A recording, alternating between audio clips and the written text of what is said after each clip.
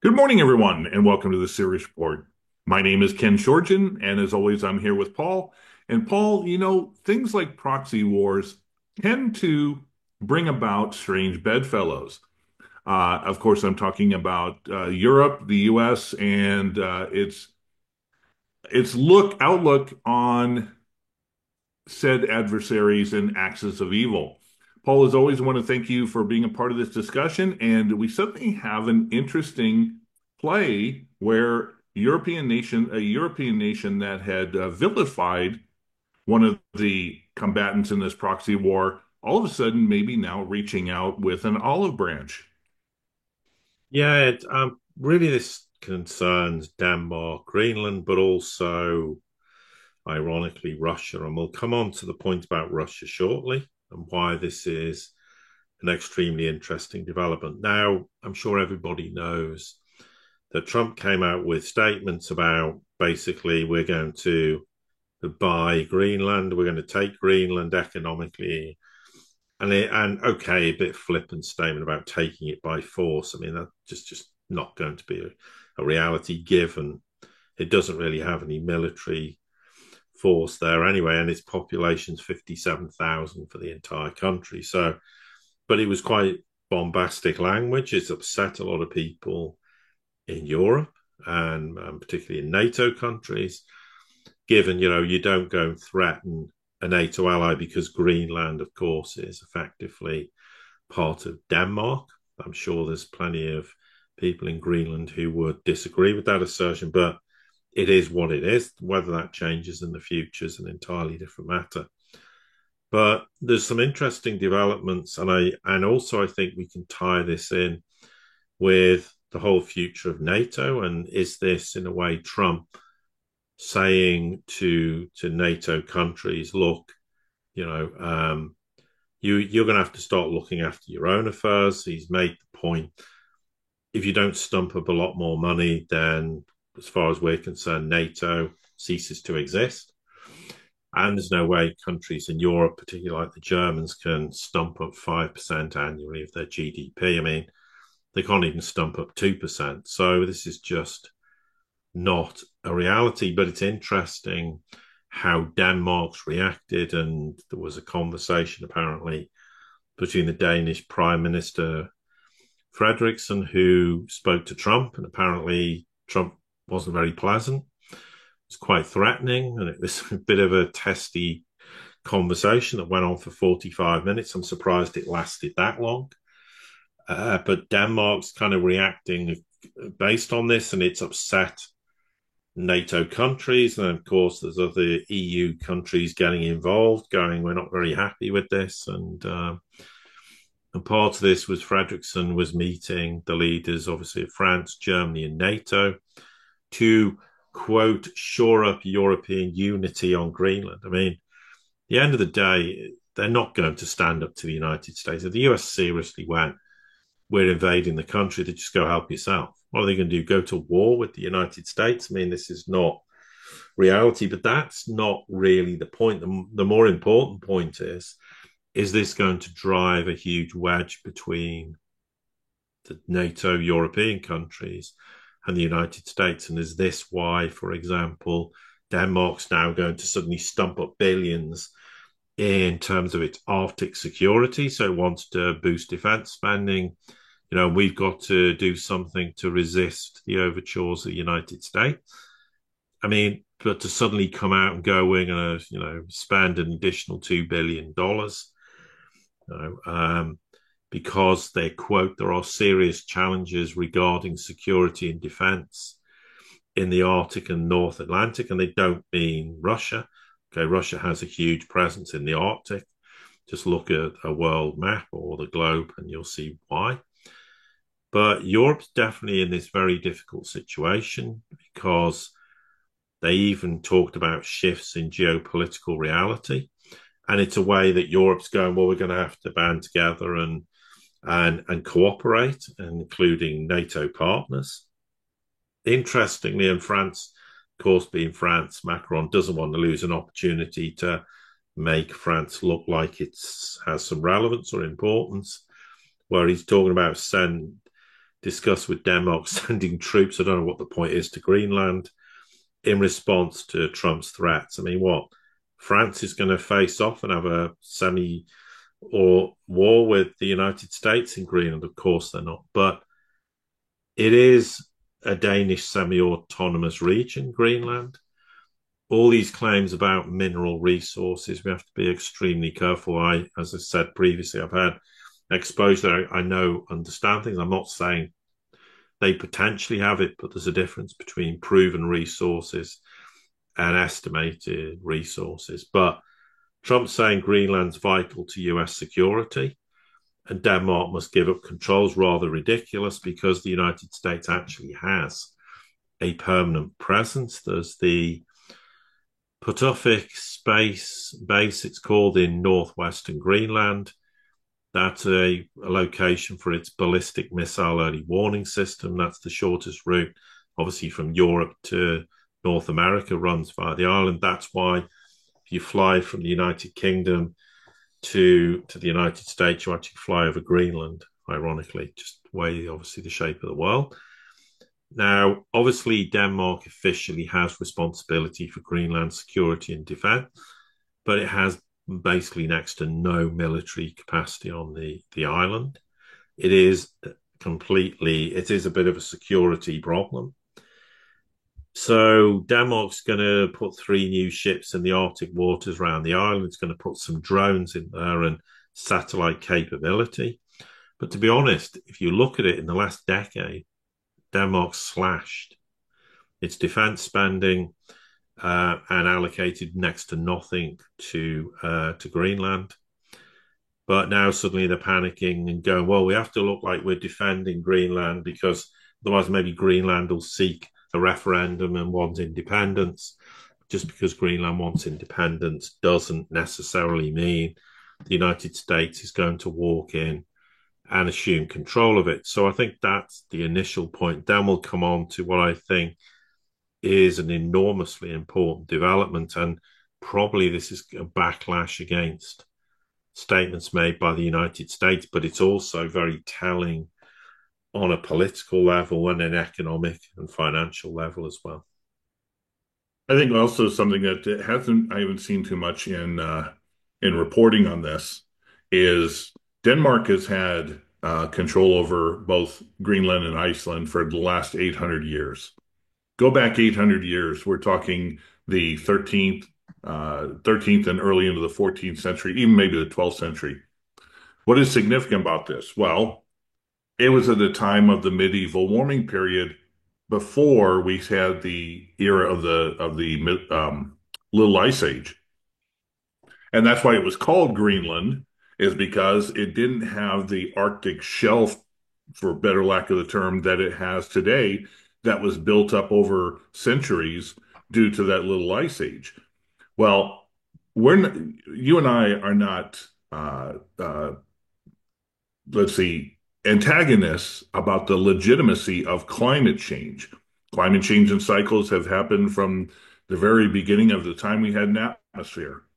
But the reality is we are probably going into a warming phase after 500-600 years of a cooling phase. You got the ice sheet potentially melting in this era of climate change, a warming period, and that's going to open up Greenland to a lot more development that hasn't been able to over the past number of centuries. So there's that's going in, and then of course you have with Russia that is leading the way in icebreakers. That's something the U.S. doesn't. So they're hoping to use Greenland, in my opinion, as a way station to facilitate themselves closer to both China and Russia without having to then develop to do what Russia has done in the Arctic itself. So they're trying to get a freebie, in my opinion. If you have something for 800 years as a sovereign nation, you really don't want to see it, just taken away from you overnight and leave yourself. There's a reason why the Nordic nations back in the at the time that they moved into Greenland and Iceland, the Vikings, they were able to do some conquering and grow their empire. And if they lose Greenland and or Iceland or as it goes, well, Denmark is back to a small little nation that really doesn't have a big say in what's going on in the future of Europe.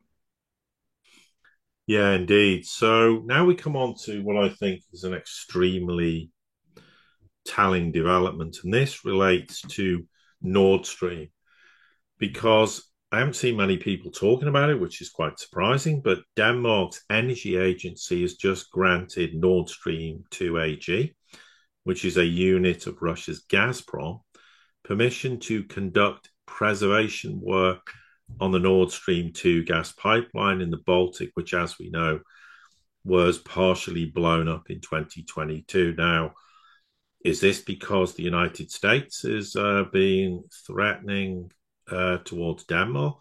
I think the timing is would suggest that much, and it goes to show just how paper thin alliances are in Western countries, be it NATO countries or any or even countries who aren't in NATO.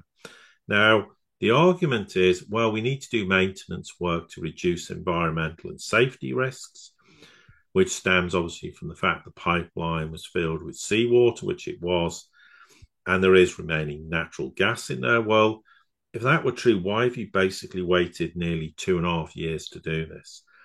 The timing is just, is to me, should not be lost on anyone. So, yes, you want to preserve the damaged pipeline because you can plug each of the open pipe ends. That will prevent further gas blowout and also introducing what would be termed oxygenated seawater, which would also be very damaging. Now, let's go back to the fact Nord Stream 2 AG completed the pipeline project in 2011, which was supposed to be an additional pipeline from Russia to Germany. But Germany halted it because of threats by the Americans. And they obviously problems ensued with the Russians. Then, of course, we had the Ukraine war. And then in September 2022, one of the two lines of this Nord Stream 2 pipeline was damaged, along with both lines of Nord Stream 1. They're both damaged. Okay, no one takes responsibility, but I think we have a good idea who is responsible. But obviously, apparently, this damaged line of Nord Stream 2, the one that's not intact, still contains somewhere of the order of 10 million cubic meters of natural gas. The intact line remains also filled with gas. So the US has put sanctions on the operator and other Russian entities. Well, they're basically defying US sanctions. And the question is this timing just a coincidence? I don't believe it because it's been an environmental problem since the fact of when this pipeline was blown up. But the fact you have got Denmark cooperating with the Russians, defying US sanction, is immensely telling. And the question is anyone going to stand there and tell Denmark you can't do it? I very much doubt it, but this could be seen as a major fracture of US European relations. And in this case, particularly Denmark, is this going to be the kind of Pandora's box moment when we start to determine more precisely who is responsible for Nord Stream being blown up? Is this actually a massively hot political potato for the United States? It could well be. I mean, it could be a way of telling the United States to back off. It might succeed in doing so, but with Trump, it's probably less likely to, because Trump's attitude will be, well, I wasn't the president when this happened. It's nothing to do with me, so I don't care. If you want to expose US involvement, from the Biden administration, be my guest. But I think it's an enormously telling development. Shouldn't lose sight of the fact of what the political ramifications will be, because it also means in the future repairing the pipeline will be a lot easier. Okay, in terms of Nord Stream 1, it's an entirely different matter because both lines have been damaged. But I think this could be an olive branch to say, well, let's fix Nord Stream 2, get that operational.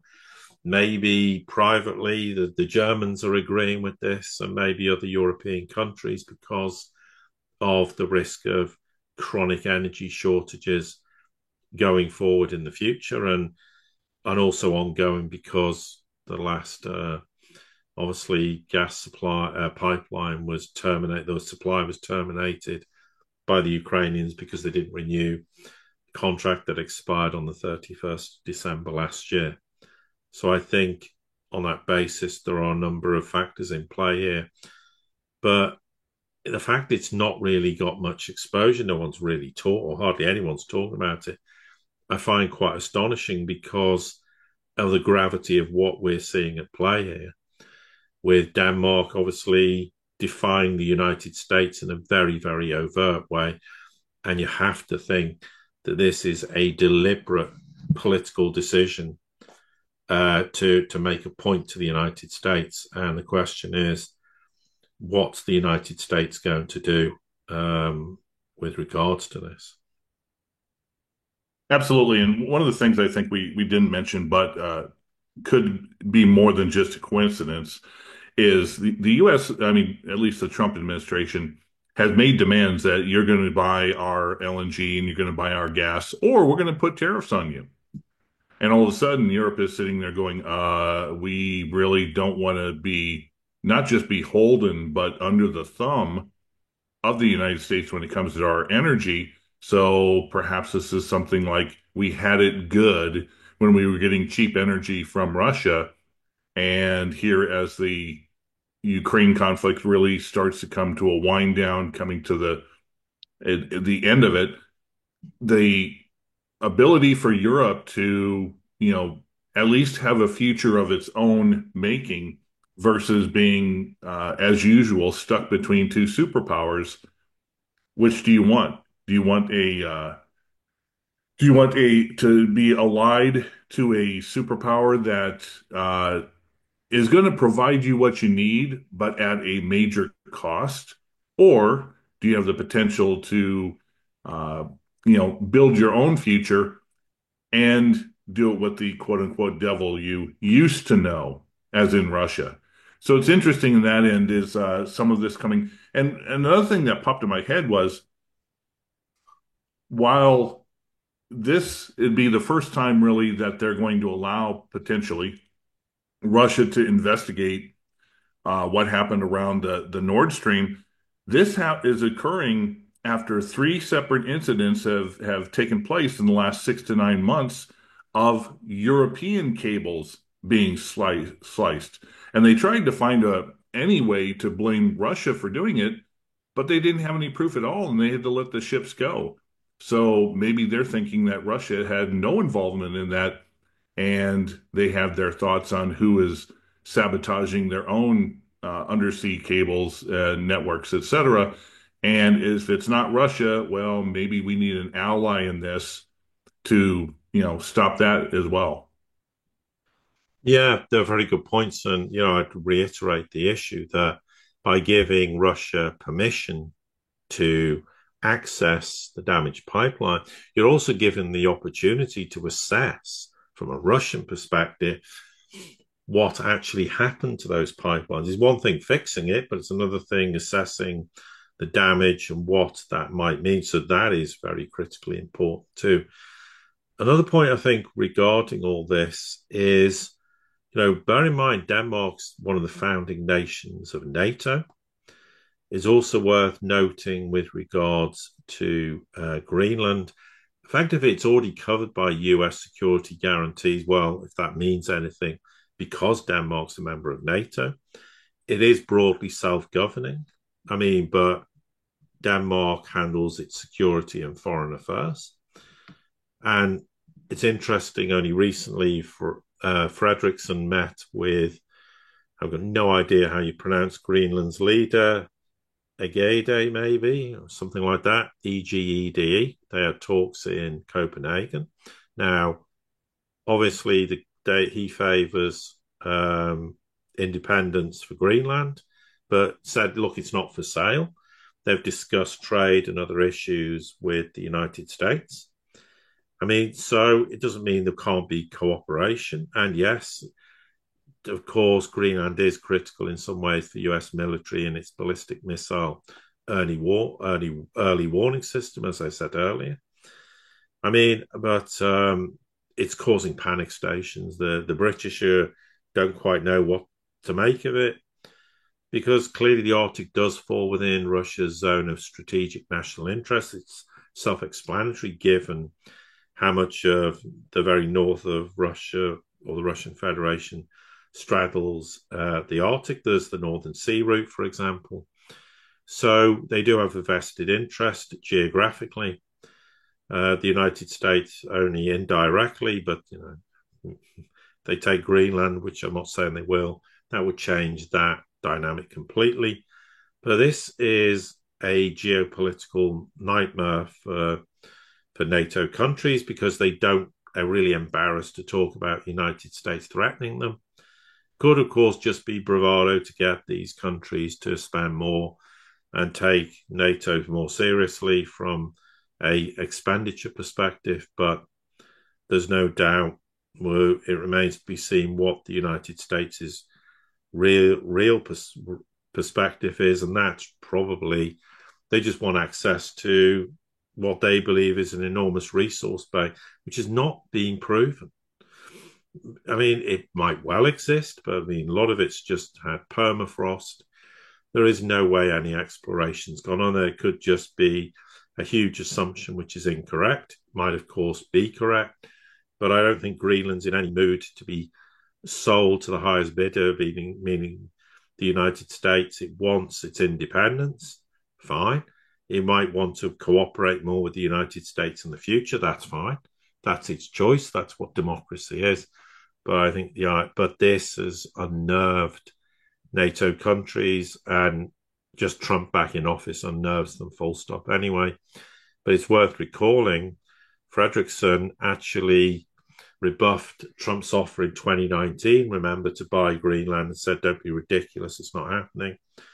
So, this could be just Trump trying to force NATO's hand. But as I said, the fact of coming back with what I think is a rebuttal of that and then going to Russia, well, you can clean up mop up the pipeline. By the way, we're giving you free, unfettered access. So maybe you can then independently determine who was responsible with evidence. And then we might throw that back in the face of the nation who we think is responsible. Because, look, there's no doubt all NATO countries know in their mind who's responsible. Okay, you've got to have a smoking gun with evidence.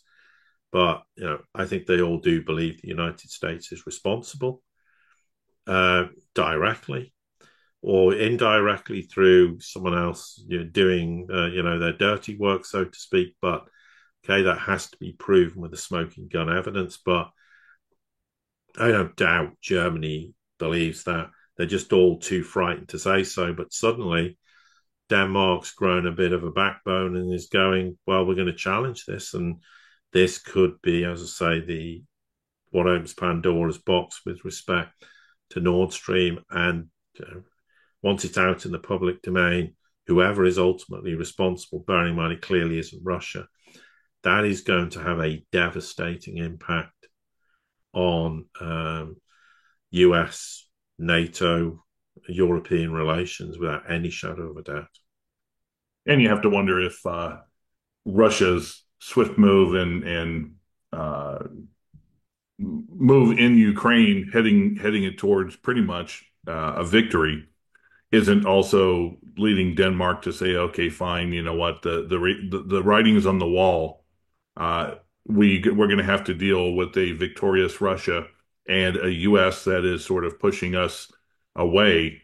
So, there's really not a lot to lose for Denmark suddenly standing up and bucking the trend against NATO, bucking the normal trend against its U.S. vassalage, and saying, okay, might as well try to shake hands with the winner rather than, fight a fight that no longer exists. Anyway, Paul, I think that's a good place to probably call it. Yes, absolutely. Thank you, as always, for your insight and for being a part of this discussion. Yes, and likewise. And to everybody here at the Sears Report community, thank you, as always, for your support. Don't forget to like, share, subscribe, comment. Send this out to anybody you think it might be important to. And until the next time we get together, have a great day.